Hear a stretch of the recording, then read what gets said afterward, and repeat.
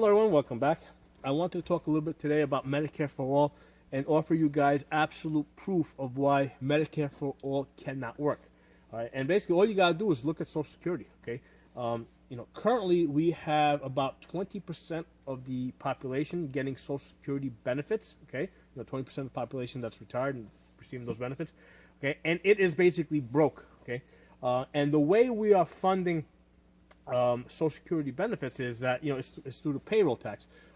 Basically, every person that works, pays a payroll tax of 7.65%, and then the employer matches it for roughly, let's say, 15 and some decimal. Let's just call it 15%, just to make it simple. So basically, there's a 15% payroll tax. Okay, and that doesn't include your income tax and all the other taxes that come out of your paycheck.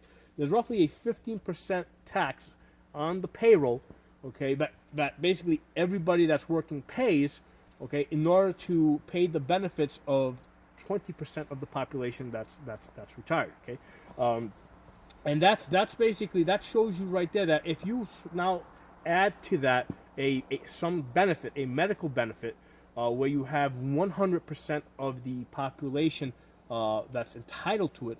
Okay, how on earth are you going to pay for that? I mean, that's basically, you can look at Social Security and look at it and basically say it is absolutely impossible to have any benefit where 100% of the population is entitled to. Okay? Now, in order for this to make more sense, let's look at our total economy, basically. This here represents our total economy. It has the national debt of $22 trillion, okay? And this is an absolutely ridiculous number.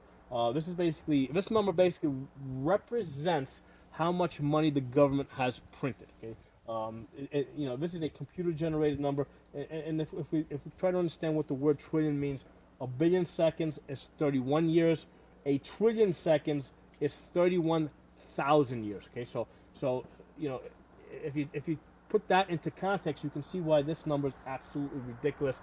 It's a made-up number. There's nobody that the government can go to and borrow $1 trillion from, because the money doesn't exist. Okay, it's just something they just keep printing up, or rather electronically creating in a computer.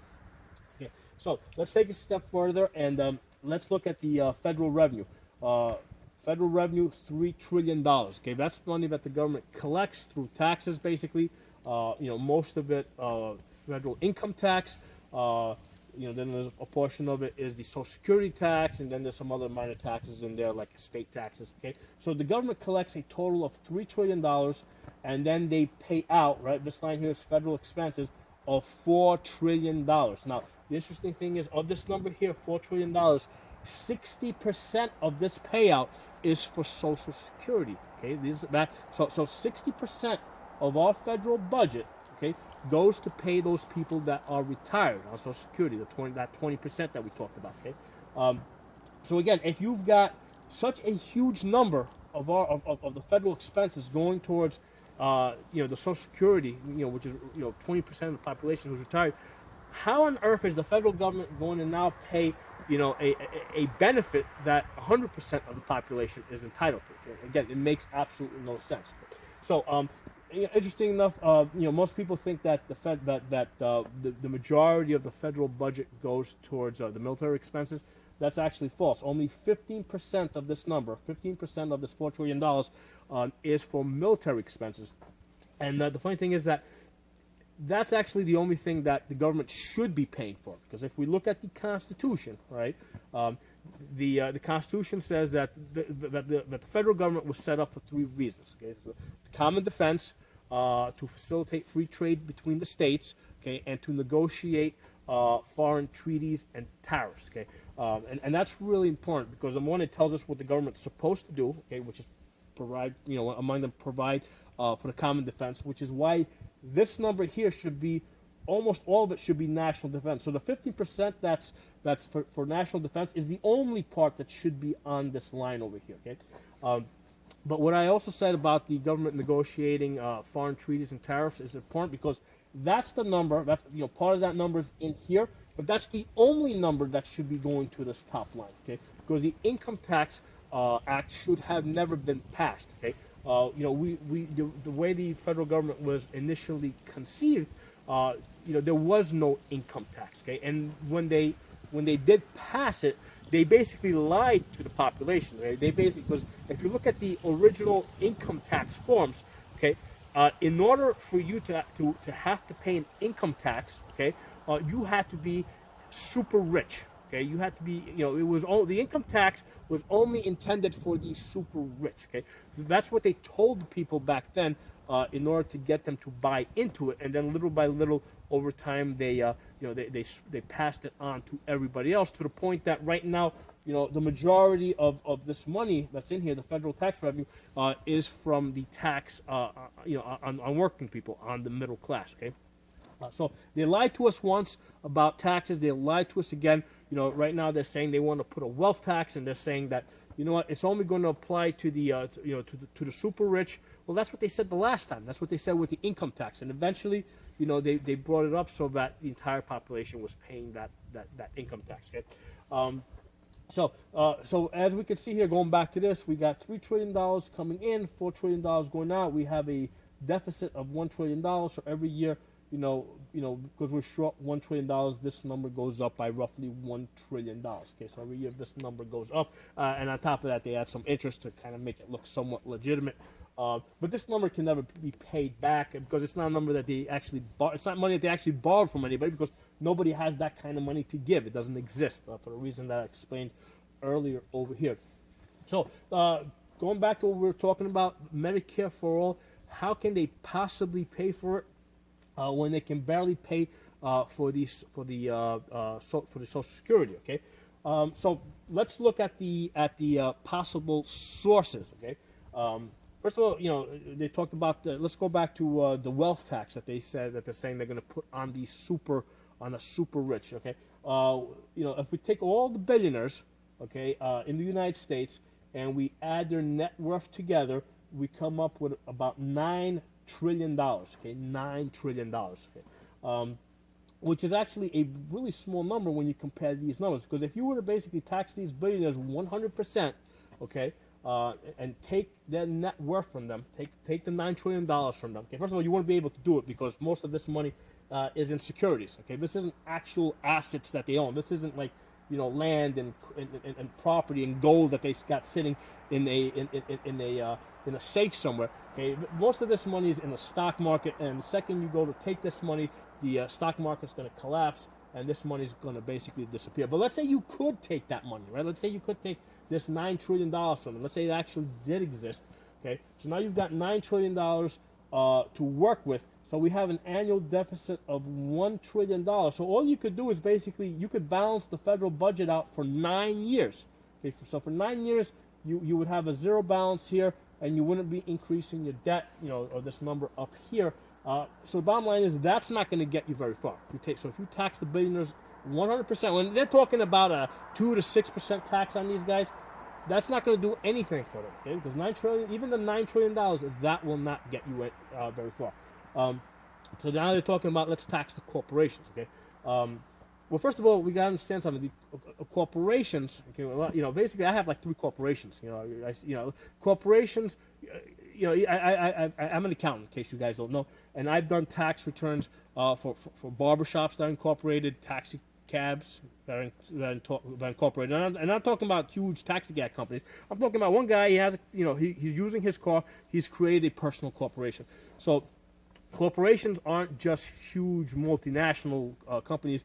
Most of the corporations are very small. Most of them are doing less than $1 million a year gross. Okay, and, doing $1 million a year gross is not a huge number, because it's very common for you to have, let's say, you do $1 million gross, and you have $950,000 in expenses. Basically you make a $50,000 profit. Okay, that's basically your income. So even a corporation that grosses $1 million a year is still a pretty small corporation when you're looking at gross numbers, and then from that you subtract expenses.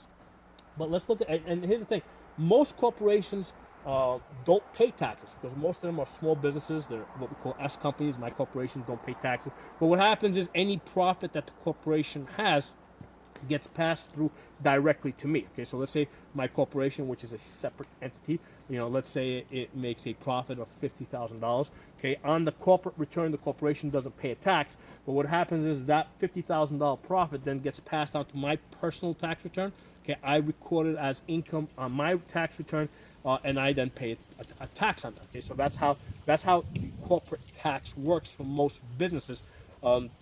So you have, let's say, a small, I think about 15% of this number up here comes from the minority of corporations that actually do pay a corporate tax. Certain large corporations, do pay corporate tax, but you can simply avoid that by, taking the salary, because whatever your profit is, if you're taking a salary out of a corporation, that's an expense. That's something that's deductible.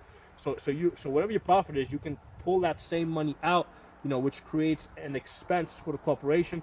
Corporation basically shows a zero profit, but then all that money is shown on your personal tax return. Okay, so I've kind of gone off on a tangent here, and what I really wanted to get to is the profit of all corporations in the United States, including my corporations, which are relatively small, we're tiny, okay, is $8 trillion. Okay, so $8 trillion is the total profit of all corporations in the United States. And again, this is a pretty small number when you compare it to these numbers over here. Okay, because you've got a $1 trillion deficit every year, total profit of all corporations, $8 trillion. That's a tiny number. Now, this number here, this $8 trillion, because remember, when we look at the tax revenues up here, where did that money come from?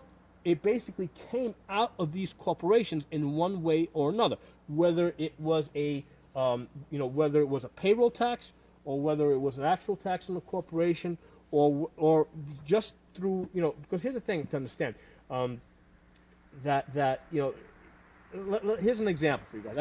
I've seen this as an accountant. I've seen this type of a conversation many times. Okay, in many instances, you'll have a situation where somebody will come into, let's say, an interview, or they've met a couple of times. Obviously this is for a higher level position, and somebody will say, I'll take either $100,000 on the books or $75,000 off the books, or under the table, however you want to put that. Okay, so the point is, okay, that when you look at a paycheck, right, your salary already takes into account the taxes. Okay, so in reality, it's not that your pay is being marked down for taxes. It's actually being marked up so the corporation can pay the taxes. So the business, right, is actually the source of all taxes, whether it be an income tax or Social Security tax.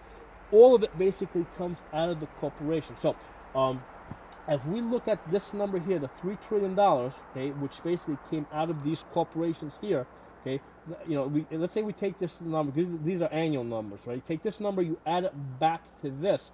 So if there was no taxes, then this number, instead of being $8 trillion, it would be $11 trillion. Okay, so basically what I'm getting at now, okay, when this number was $11 trillion, basically there's an effective 27% tax rate, right? There's a 27% tax rate down here on corporations, okay, in order to create that number over there, the $3 trillion, okay? And basically then they're left over with $8 trillion.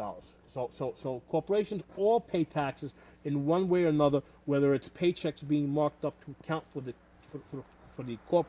payroll taxes or whatnot. There's only one source of federal revenue, and that's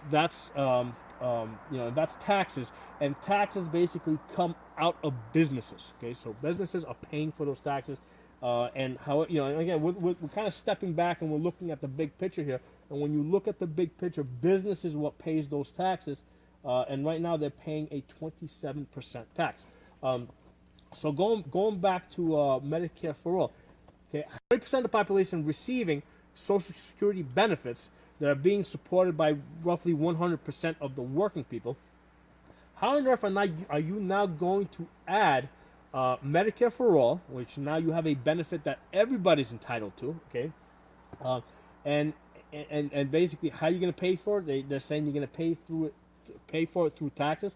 Well, you're already taxing these guys down here 27%. Okay, and with this, the Social Security is still basically bankrupt. So what are you going to increase this tax to? Are you going to go to 40%? Are you going to go to 50%? How far are you going to push this tax before people start saying, you know what, this isn't worth it. I'll just I'll just try and collect welfare. Okay, so basically this is our total economy, and these are all the numbers. I mean, this is everything. This is the full. This is basically a closed system here. Okay, some people might say, well, what if you try to increase, what if you try to increase the top line so corporations are making more money? Okay, well, that's easier said than done. Basically that usually involves incentives. It usually what kind of incentives can you possibly give for businesses to try and make more money? Basically, you usually got to reduce taxes, kind of give them that incentive. Or basically try to make, or the money has to come from outside the United States. Okay, so if you can incentivize businesses to try and, and do more foreign trade, that might increase this number. But again, you're only going to increase it by so much. I mean, there's only so far you can go, and so fast that you can go with trying to increase your top number. Okay, so the bottom line is that Medicare for all cannot work. Okay, it cannot work in even in the extreme situation where you put a 100% tax on billionaires and you took all their money. Okay, you're only going to get 9 years benefit out of this. Okay, so it can't work in that situation. It won't work in a situation where you try and increase taxes, because you're already taxing the shit out of these guys. You're already getting about 27% out of business, right? I'm not going to say corporations, because not all businesses are corporations. You have sometimes you can have people that are unincorporated, but you already have a 27% tax on businesses, and that doesn't even include the state taxes, right? Because that probably increases. Some states have different tax rates, but on average, in most states, you're paying another 5 to 10% on top of this. So there's absolutely no room for Medicare for all, or anything that even comes close to it. Okay, so they're my thoughts today. These are the numbers. Numbers don't lie. You guys can check these numbers yourselves. Thanks for watching. If you guys got any questions, comments, please post them. I'd love to hear from you guys. If you guys want to, if you guys think this is valuable and other people can learn from this, please share this video. If you're not a member, subscribe. If you're on YouTube, hit that bell so you get notifications of my new videos. I'll talk to you guys next time.